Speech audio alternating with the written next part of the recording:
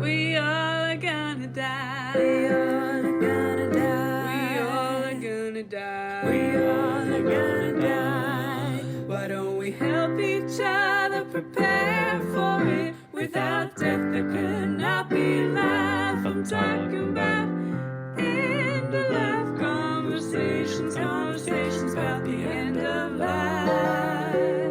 Death and dying, grief and loss, conversations about the end of life. But also, this should really don't look at it as, oh, we have to talk about death or incapacitation.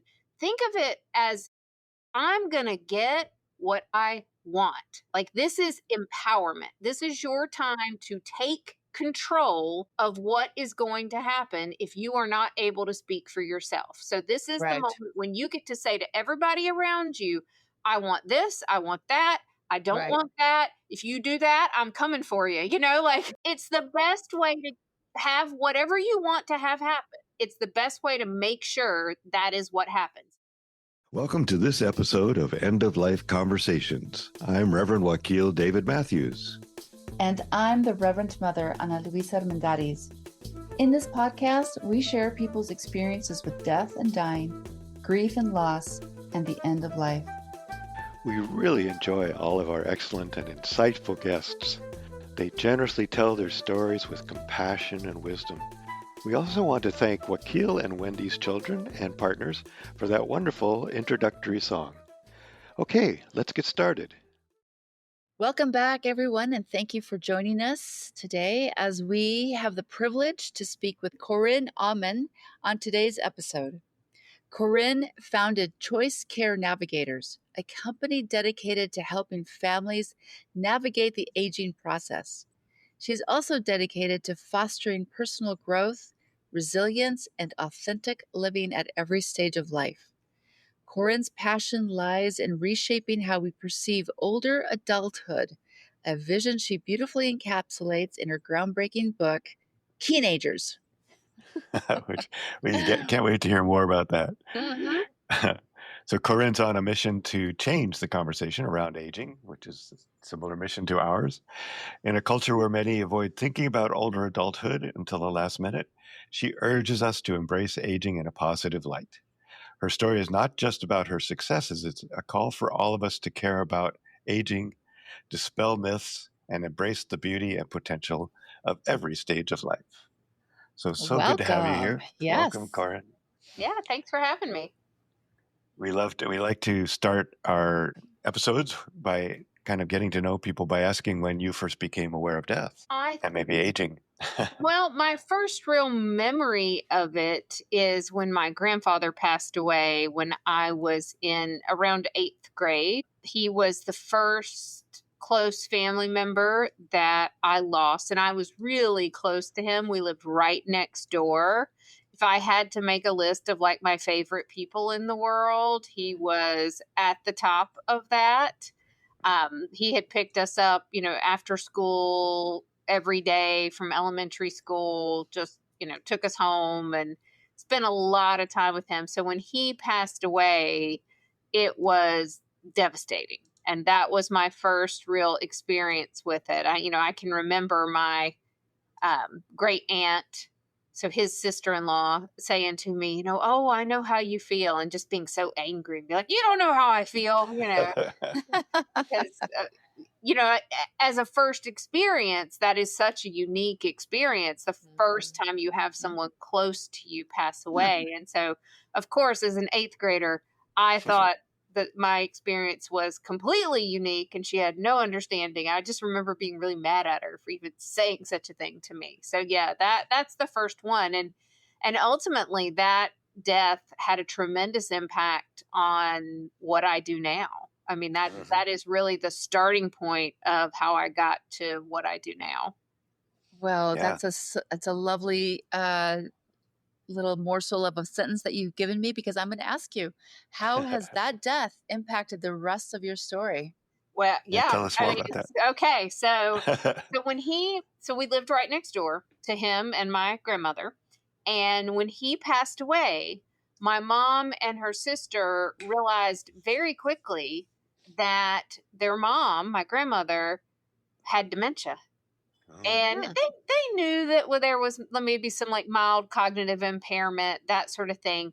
But they realized that he had done such a good job of protecting her and taking care of things that they really had no idea how bad it was. And so they went from, oh, our mom, has some, mild cognitive changes to, oh no, our mom can't be left alone at all and Wow. really needs 24/7 supervision. So now, how are we, two adult women who are working full time, raising children, going to figure out how to care for her 24 hours a day, 7 days a week? And so I got a front row seat for that process from the time I was in 8th grade all the way through till I graduated from college, or not graduated, sorry, until she passed away when I was a junior in college. And watching my mom and her sister go through that experience where they made mistakes and it was really hard and it was hard to find resources. And I just remember thinking, like, this is really stupid. Why isn't there somebody who helps you do all this stuff, who helps you figure out things and helps you find the resources and tells you what you can afford? And so thus was born the dream of having a care management agency, which, ta-da!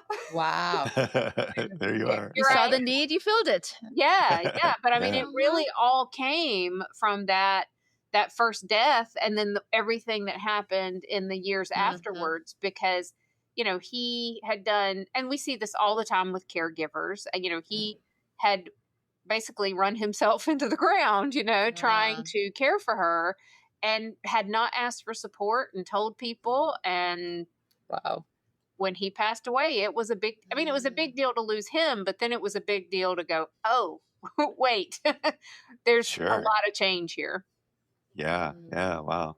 Yeah, we've heard that kind of story before too, and it's that whole dealing with end of life. I mean, dealing with dementia, especially, is a huge subject, and lots more to learn about that. So, looking forward to hearing more about what you're doing now. And you talk about, tell us about your book, but also tell us more about this work that you've created, this organization you've created, and what kind of wonderful work that does for the community that you're in, Sure. and maybe So beyond.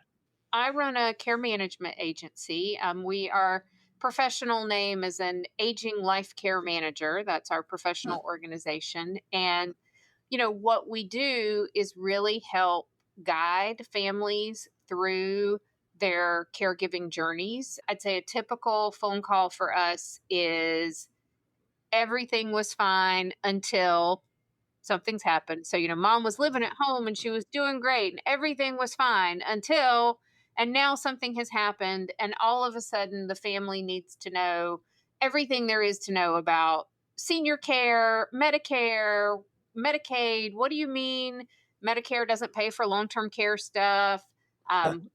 How much does home care cost? What are my options for my mom or dad who has these symptoms? Is it assisted living? Is it memory care? Just the chaos of that moment is usually when we get a phone call. I love it if we get a phone call way ahead of time and people are just like, I want a plan. But that's Beautiful. not most of our phone calls. Most of them are, we've reached our wits' end, or there's some sort of crisis and we have to try to navigate that. The name of the company is Choice Care Navigators. And it really is. We're like navigating through it.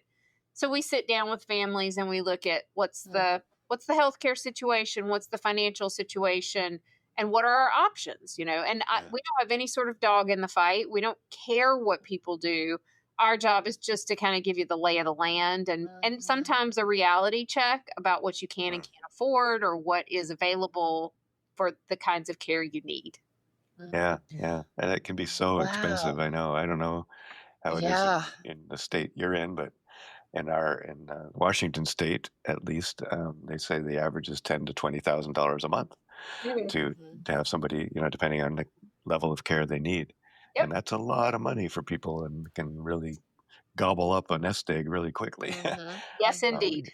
And so, like you said, planning ahead is one thing we preach a lot here, and that can certainly help, especially with Medicare, Medicaid stuff. There's ways you can minimize the damage if you do it ahead of time. Right? Yeah. That's so great. I'm so glad you're doing that work. Wow.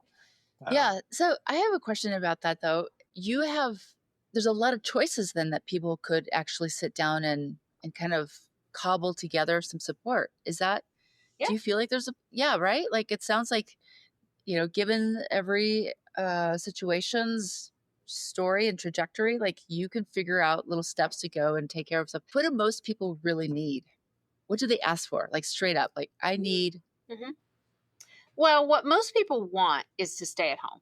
I mean, if you ask Mhm. older adults what they want, they're going to say, I want to stay at home as long as possible. And so usually that's the goal. Like they're trying to figure out, how do I how do I put together services to make that possible so that they can stay there as long as possible safely. So there's always this push pull. The older adult themselves, their priority is independence and freedom. Yep. And the adult child or the loved one, usually their priority is safety. And Yep. Yep. those two priorities sometimes butt heads, right? Yeah. Yeah. And, so we're trying to help everybody see what's possible based on their particular healthcare needs, their particular financial situation. I mean, it might be possible to stay at home if you had unlimited funds in Mhm. terms of being able to provide 24/7 home care or things like that. But it may not be possible if given your particular situation because we just can't Mhm. afford it, right? And so Right. moving into a community and using other resources might be the better way to go. So every situation is different. And I think most people want to stay at home as long as possible, but sometimes you absolutely do have to move because the level of care just cannot be provided at home, or it's cost prohibitive to provide it at home. And that's when we have to talk about, okay, here's the reality of the situation that we're in and what are our options now. Does the planning that you're working with also include advanced care directives and that kind of thing? So people So are preparing for that part of their life? So we always try to if I get them early enough, absolutely, right? So Yeah. that's always one of my first questions. We get a lot of people who call that maybe their loved one is kind of in the early stages of dementia. We've got some Right. cognitive changes, but it's not too serious yet. And so one of the first things I always ask is, have they done their healthcare power of attorney, their financial power of attorney, their living will, their advance directives, all of those things?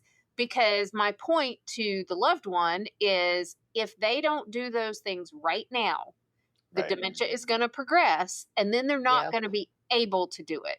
And Yeah. that's how people end up under guardianship, because Yeah. Right. we can also be appointed guardian for someone. And most of our cases are people who have a dementia diagnosis and they never did their paperwork. And Right. that once you get to a point where you can't sign documents anymore, then your family doesn't have any option but to pursue guardianship in order to get control of your finances, in order to take care of you. I mean, that's Yeah. the reality. So, yes, that is something I'm always telling people to do. I actually did a social media post here, maybe back end of April, because my oldest son turned 18.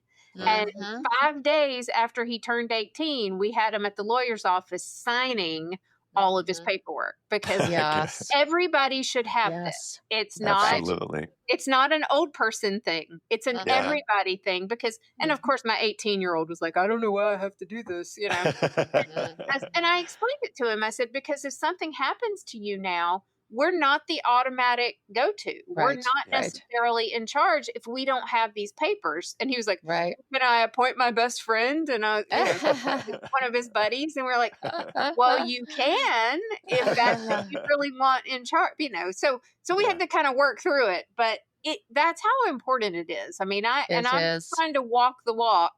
I'm not just talking it. I'm out there doing it too. Yeah. I love that. I love that. I think that would be a really wonderful guidance for our audience and anybody that we talk Yes. to in our communities.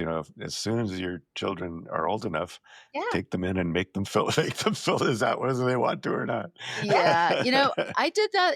I think it must have been 10 years ago. I've done it once where I invited a bunch of moms whose kids had health issues and were heading out to college, and they had just turned 18. And I had told them, senior year of high school, kids get into a lot of trouble, and they sometimes wind up in hospitals, and they're already 18, and mom and dad have no say in whatever happens, right?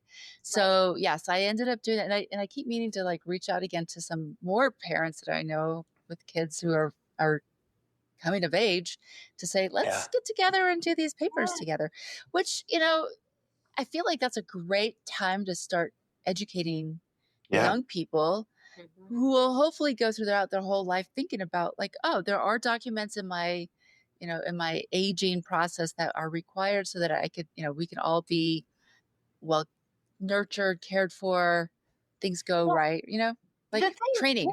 the thing that I always tell people, because so many people are like, oh, if you do that stuff, it's like gonna, Bad luck. something bad's gonna happen, or Right. or they say, oh, I'll do it when it's time. Yeah. And the thing is, none of us know when that Yes. is coming. But also, this should really don't look at it as, oh, we have to talk about death or incapacitation. Think of it as, I'm going to get what I want. Like, this is empowerment. This is your Yeah. time to take control of what is going to happen if you are not able to speak for yourself. So this is Yeah. the Right. moment when you get to say to everybody around you, I want this, I want that, I don't Right. want that. If you do that, I'm coming for you. Yes. It's the best way to have whatever you want to have happen. It's the best way to make sure that is what happens. Because Yeah. if you don't do it and you haven't talked to anybody, and then you do end up in a coma or something like that, your family may be fighting about what they think you wanted, Right. and you may not get what you want because they didn't Right. know.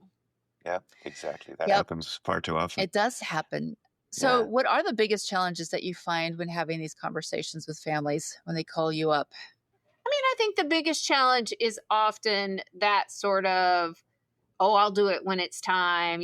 Parents or loved ones who are reluctant to fill it out, who think that's just something old people do, and so they're, I don't, you're just calling me old, or you just want, I don't want to do those things. You just want all my stuff, that kind of thing. Running into that kind of Oh, yeah. resistance, and that's, sometimes, not always, but sometimes if you do bring in an outside person, a professional, maybe a care manager, but maybe it's some other trusted family friend, a minister or someone like that, who can come in and kind of say, no, this is stuff that protects you and make sure you get what you want. And it also is a gift to your family because it makes sure Absolutely. that they know what you want. And it protects them from fighting and arguing about stuff when they're already Yes. upset because something has happened to you. Yes. And sometimes when that outside person comes in, it hits a little differently than when your kids are saying it. I mean, I think we all sometimes wish our parents would listen to us, but there are rules about if they changed your diaper, they don't have to listen to you. And that's just a universal sort of rule out there.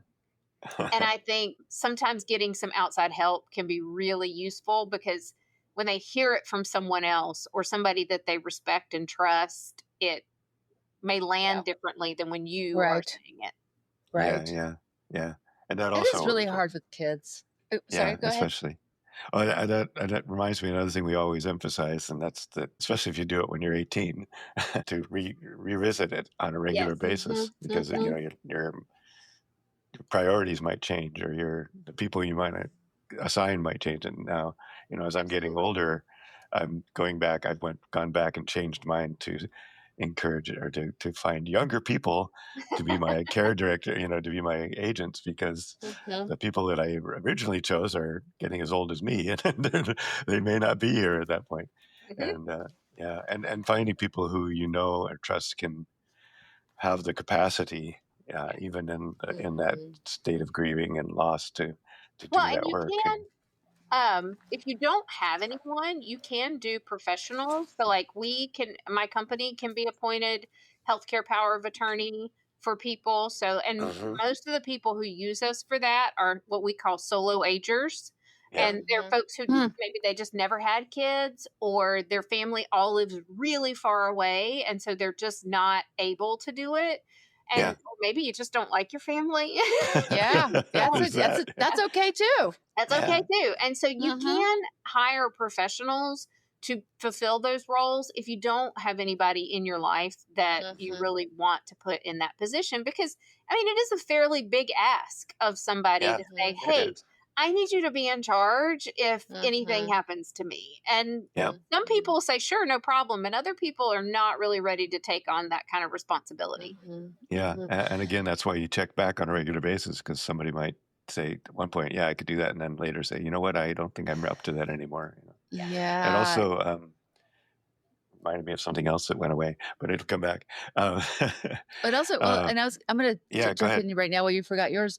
I was just sitting with some folks recently who didn't know that their relatives had named them the executors of their estate, Mm, yeah. and they were like, "Wow, I didn't know about this." Like Yeah. just out of the blue, and it's a lot of work, and it's a lot of you have to be like ready for this kind of stuff. So It's a yeah, job. so I it's a job. So I encourage all of the listeners, all of us to always be in conversation with people who you are going to ask for help from, and Yeah. families and as much as, Aunt Kelly may really love to help you out, she may not be actually able to do that Yeah. big lift, right? And it's okay Mhm. too. Yeah. Yeah, Yeah. you should always tell the people that you're naming in the documents that you're Yes. making them. Yeah, Yes. Right. that's a big Yes. one. And then you should also make sure that those individuals have copies of the Mhm. documents, Mhm. originals if possible, like make multiple originals so that like healthcare power of attorney or financial, that those documents are very easy to grab and take and Mhm. have when you need them. Because what you Yeah. don't want to do is sign them and then lock them in a drawer or put them in a Yeah. safe deposit Yeah. box. And, because if we can't access them, they're actually Ah, not useful at all. right. Yep, exactly. That's really true. That's really true. I love that. That's important. I know what it was I was Mhm. thinking earlier is that because we do classes on preparation planning and things, and we've had this come up a lot.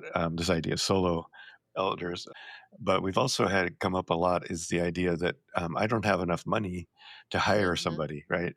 I don't have enough money Mhm. to do. It's all of these things we've just talked about are expensive, and elder care is a I don't even want to get into how I feel about the industrial complex, but the elder industrial complex. But it is Mhm. expensive, and so do you have solutions for people who may not have the funds to hire somebody, or are there pro bono people out there that would help work, or for maybe a sliding scale or anything like that? I don't know of anybody who does it pro bono. I do know that there is a wide variation in terms of what places charge. Yeah, So, for example, there are attorneys in my area who charge thousands of dollars more for that service than we do. yeah, So there is wide variation. I think my best advice would be to shop around. yeah, Mhm. Multiple Mhm. people, multiple agencies, what they charge for that service, because I think attorneys are going to be a lot more expensive than maybe care managers. And you might be Mhm. able to find something, more affordable. But I don't know of anybody who does it pro bono. There may be mhm, somebody, but I don't know of anybody in my area. yeah. Mhm. Okay, yeah. I think at one point we found somebody who did that. We could, and we have a link to it Great. um, Then I in our need that link. resources document. Yeah, I'll look for it and see if I can send it to you. If I can, I'll send you the whole resources document because you probably That's enjoy it great. all. Yeah. And we're always adding to it. The nice thing about this document that I send to people after they take the class is that it grows and grows and grows and grows. Mhm. Mhm. In fact, I just Mhm. met somebody last week who gave me about 20 pages more to add to it. So, Wow. so anyway, there's always more out there, and I believe there was somebody in there. But in any case, I like what you said about shopping around, and I think that's Mhm. another thing we've talked about is the idea that if somebody like we have up here, we have something called People's Memorial, which is for it's like a cooperative for funeral homes, and the idea of it is to find less expensive funeral care, and so all these different organizations cooperate together and collaborate and give you a lower price, and you Sure. join the People's Memorial and they handle all that, right? They Mhm. can help you shop around basically Perfect. and help you find what you want. So I've talked to them in the past, and it just seems like that's an opportunity for somebody, probably not me, but for somebody to create something like that in their communities, where you have an organization that helps you locate the different people that are willing to maybe give a lesser price and help you find the people that would match what you have available or what your resources are. So is there anything that frightens you about the end of life or your end of life or others? What comes up again, this might go back to the challenges we talked about, Mhm. You Yeah. know, I myself am not afraid of it. And in fact, sometimes I think, like, if I got a really a really terminal diagnosis, I think, would I want to fight that? Is that Mhm. is that something I would want to do, or would I want to just say, okay? I think, like everybody, I'm not afraid. I'm not afraid of what's Mhm. coming on the other side. That doesn't bother me at all. I worry about my kids because Yeah. I still have kids at home, and so that would be a motivational. But like so I would worry about my family, but I don't worry about me. Like Yeah. I feel very at peace with the idea that whatever comes after is going to be just fine. that, Mhm. that doesn't bother Mhm. me. I think the end of life, I worry like probably everybody does. I don't want to be in pain, right? Like Mhm. Mhm. I I don't think we treat humans very humanely as we grow older with the industrial complex that tries to keep you alive and tries to keep you alive and tries to keep you alive. I don't really want to participate in that. Thank you. 'Cause I Mhm. Mhm. that it's the quality of life versus Yeah. the quantity. Like the Mhm. quantity is not everything. Don't Yeah. keep me here if the quality is not good. Right. And Right. that doesn't seem to be what we focus on in the healthcare industrial complex. And Yeah. yeah, I don't want that. I think that's my biggest worry. It's not the actual death, it's that piece beforehand where people are trying to keep me here and they really shouldn't. Yeah. That's, Yeah. Yes. yeah, Yeah. Which is why that documentation means so that's much, why that right? Yeah. documentation is And the everything. conversations. Yeah. Yes. Yes. And Yeah. I have all mine filled out. I mean, Yeah. and I very clearly do not do these things, right? Like do Right. not Yeah. prolong this because Yes. I don't want that. I don't want that at all. Yeah. Yes. And we've heard stories too of even though people make it very clear what they want, once they are no longer able to speak or give their opinion, their families ignoring those, those things. And so Because again, I think having that conversation and really making it very clear, this yes, is Mhm. truly what I want to have happen. Please do not yes. make a different decision for me. Ah. I think It's the, sometimes when families do that, it's because the families can't let go. The families yeah, Mhm. don't want the person to be gone. And so they're letting their own heartbreak rule their decision making. Yeah. yeah, it does Mhm. happen quite more often than I would like it to be. But yeah, it's true. Yes. Yeah. Yeah. And again, I think just that's why we want to have these conversations more Yes. regularly and more on a open basis so that people can talk about it openly and really truly buy in. Mhm. Yeah. Mhm. So as you're going day to day, Corinne, how do you keep yourself resourced? How do you keep yourself ready for the next day and the next phone calls that you're going to receive? One day at a time. How do you eat the elephant one bite at a time? Mhm. We are so my company is a team. I have two social workers, I have two nurses, I have myself, and then another care manager as well. And we are operating as a team. Like we have our team calls on Monday morning, and they are always an adventure in terms of, well, here's what's happening, and here's the chaos that's ensuing with different clients and things. But we really, number one, you have to laugh at whatever's happening. We had a client this morning.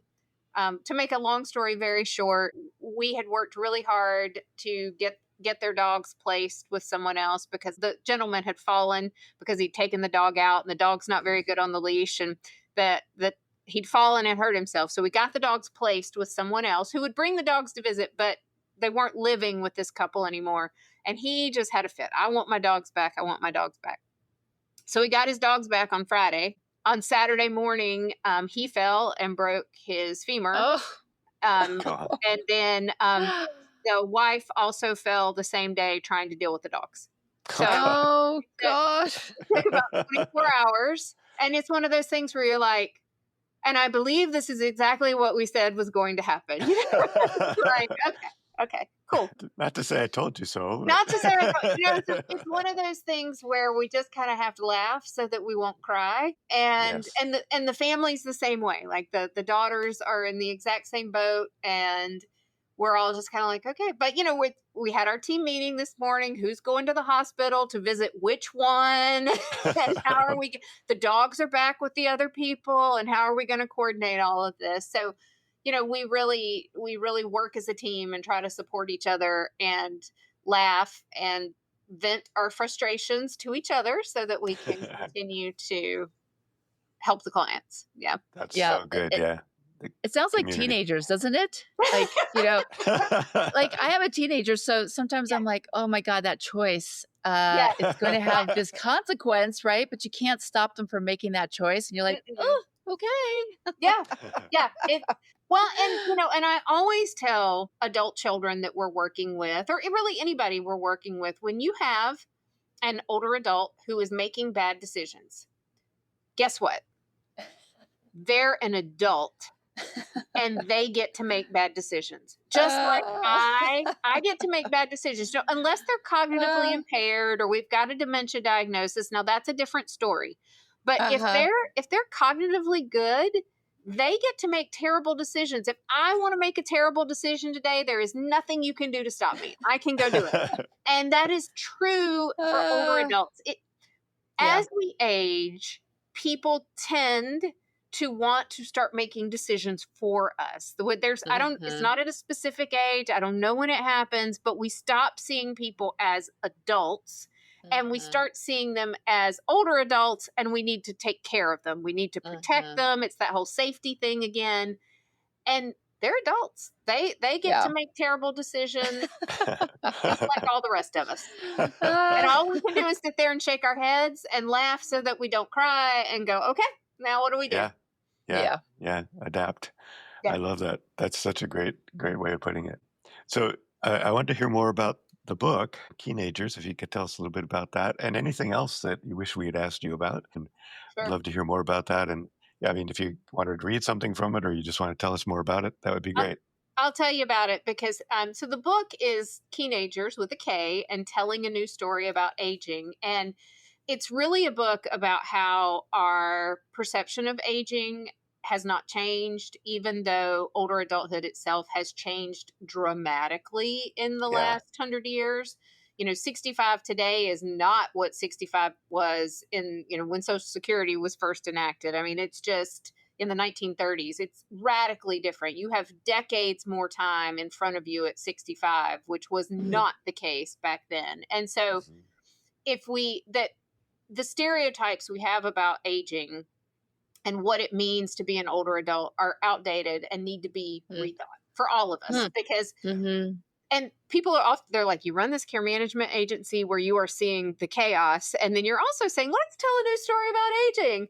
And how I got there is when I first started my business back in 2012, I really thought I was going to be working with 40-year-olds who were caring for 70-year-old parents.